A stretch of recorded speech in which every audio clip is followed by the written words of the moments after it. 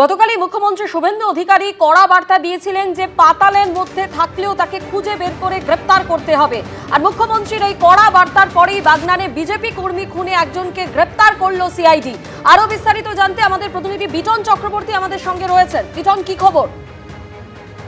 দেখো, যেটা আমরা পুলিশ সূত্রে জানতে পেরেছি সেটা হচ্ছে, তুমি জানো যে গত 17 জুন কিন্তু এই বাগনানের যে ম্যাট্রা এলাকা রয়েছে সেখানকে কিন্তু প্রশান্ত দে, বিজেপির যিনি কর্মী, সক্রিয় কর্মী, তিনি কিন্তু খুন হয়েছিলেন।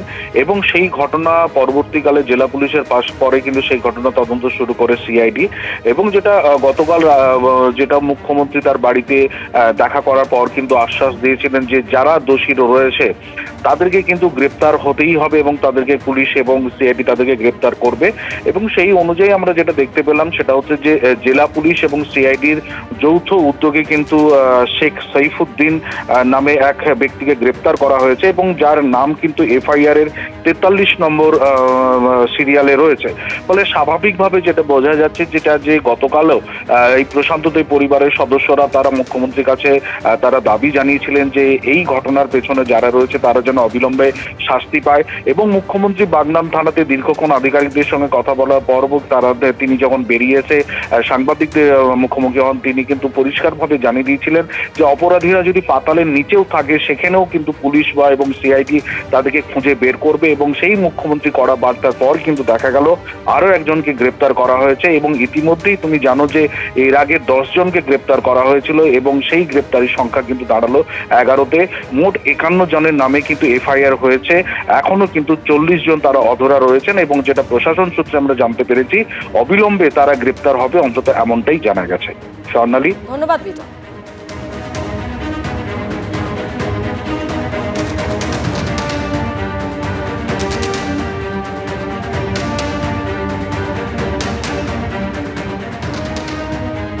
গত 17 জুন একটি অনুষ্ঠান থেকে ফিরছিলেন বিজেপি কর্মী প্রশান্ত দে সহ আরো কয়েকজন। সেই সময় আচমকাই রাস্তা ঘিরে ধরে তৃণমূল পরিচালিত পঞ্চায়েতের উপপ্রধানের দলবল।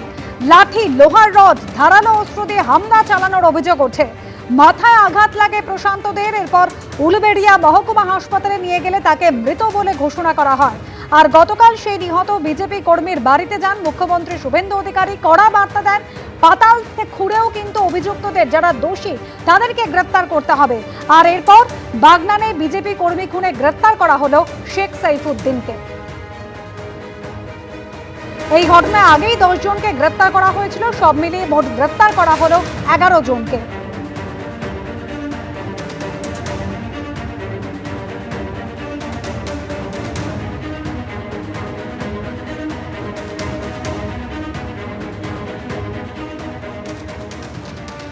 সবকিছু ঠিকঠাক থাকলে সোমবারে বিধানসভায় পেশ হতে পারে গুন্ডা দমন বিল। তার আগে এ নিয়ে সরগরম রাজ্য রাজনীতি। সরকারের সঙ্গে চরম সংঘাতের পথে হাঁটার সিদ্ধান্ত নিয়েছে কালীঘাট তৃণমূল। অন্যদিকে সুর নরম থাকলেও এই বিল নিয়ে বিরোধিতার পথে হাঁটতে চলেছে ঋতব্রত তৃণমূলও। অন্যদিকে অর্থমন্ত্রীর দাবি এই বিলে মানুষের সাংবিধানিক বা রাজনৈতিক অধিকার কোনোভাবে খর্ব হবে না। গুন্ডা দমন তো হবে, গুন্ডাদের সম্পত্তিও বাজেয়াপ্ত করব। মুখ্যমন্ত্রী আগেই ইঙ্গিত দিয়েছিলেন সবকিছু ঠিকঠাক থাকলে সোমবারই বিধানসভায় পেশ হতে পারে the West Bengal public safety and control of anti social activities bill 2026, যার লক্ষ্য নিরাপত্তা বৃদ্ধি, শান্তি ও শৃঙ্খলা বজায় রাখা এবং সমাজবিরোধী কার্যকলাপ কার্যকরভাবে প্রতিরোধ ও নিয়ন্ত্রণ।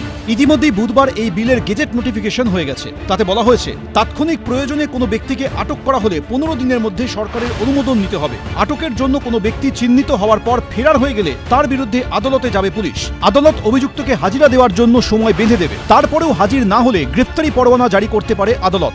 তখন সেই গ্রেফতারি পরোয়ানার উপর ভিত্তি করে অভিযুক্তের সম্পত্তি বাজেয়াপ্ত করা হবে। বাড়ি বা অন্য জায়গায় তল্লাশি, যানবাহন তল্লাশি, নথি, টাকা বা সম্পত্তি বাজেয়াপ্ত করতে পারবে পুলিশ। শনিবার এই বিলের পক্ষে সওয়াল করলেন অর্থমন্ত্রী। খুবই গুরুত্বপূর্ণ বিল, কারণ একটা পরিবেশ তৈরি করতে হবে যাতে মানুষ বা যারা ইনভেস্টর তারা সুস্থভাবে উইথ কনফিডেন্স, আস্থা নিয়ে এখানে আসতে পারে। মুখ্যমন্ত্রী থেকে অর্থমন্ত্রী যখন এই বিল নিয়ে অত্যন্ত তৎপর, তখন এ নিয়ে সরকারের সঙ্গে চরম সংঘাতের পথে হাঁটার সিদ্ধান্ত নিয়েছে কালীঘাট তৃণমূল। শুনতে ভালো, কিন্তু তার আড়ালে যে আইনটা আনা হচ্ছে এটা সেই পরাধীন ভারতের ব্রিটিশের দমনপীড়ন আইন, যে বিনা বিচারে আটক থাকবে, ধরে নিতে পারবে, এটা রাওলাট আইনের 2026 সংস্করণ। মাননীয়া মমতা বন্দ্যোপাধ্যায়ের নেতৃত্বে সর্বভারতীয় তৃণমূল কংগ্রেস বিধানসভার ভেতরে এবং বাইরে এই বিলের সর্বাত্মক বিরোধিতা করবে। এটা গুন্ডা দমনের নামে চূড়ান্ত দমনপীড়ন, নাগরিক অধিকার হরণ। দোষী দূরের কথা, কাকে সন্দেহভাজন হলেই আপনার লাইফ হেল করে দেওয়ার গোটা ক্ষমতা এটার মধ্যে থাকছে।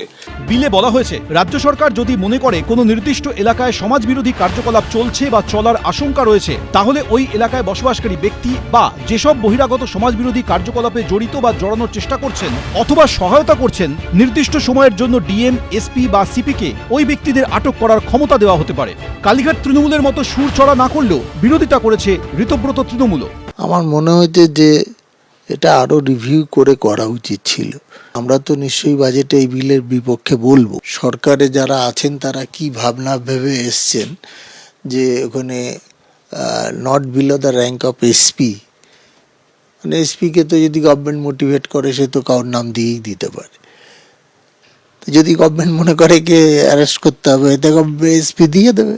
আপনাদের সবাইকে জানানো হচ্ছে যে কি ধরনের অভিজ্ঞতা হয়েছিল এই গত 50 বছর ধরেই। গত 10 বছরে এক ধরনের অভিজ্ঞতা, তার আগে আরেক ধরনের অভিজ্ঞতা ছিল। তো এইগুলোকে মাথায় নিয়েই আমরা মনে করি একটা সুস্থ পরিবেশ তৈরি করার জন্য এটা খুবই গুরুত্বপূর্ণ একটা পদক্ষেপ। এর মানে নয় যে মানুষের সাংবিধানিক বা রাজনৈতিক অধিকার কোনোভাবে খর্ব হবে। বিলে বলা হয়েছে, রাজ্য সরকার এক বা একাধিক উপদেষ্টা বোর্ড গঠন করবে এবং তাদের কার্যক্ষেত্র নির্ধারণ করতে পারবে। কোনো অভিযুক্তকে আটকের তারিখ থেকে 3 সপ্তাহের মধ্যে উপদেষ্টা বোর্ডের সামনে আটকের কারণ এবং আটক ব্যক্তির বক্তব্য পেশ করতে হবে। আর 9 সপ্তাহের মধ্যে রাজ্য সরকারকে রিপোর্ট দেবে বোর্ড। সেই রিপোর্ট অনুযায়ী সরকার পরবর্তী সিদ্ধান্ত নেবে। উজ্জ্বল মুখোপাধ্যায়, সমীরণ পাল, আবির দত্ত, এবিপি আনন্দ। এবিপি আনন্দ, এগিয়ে থাকে, এগিয়ে রাখে।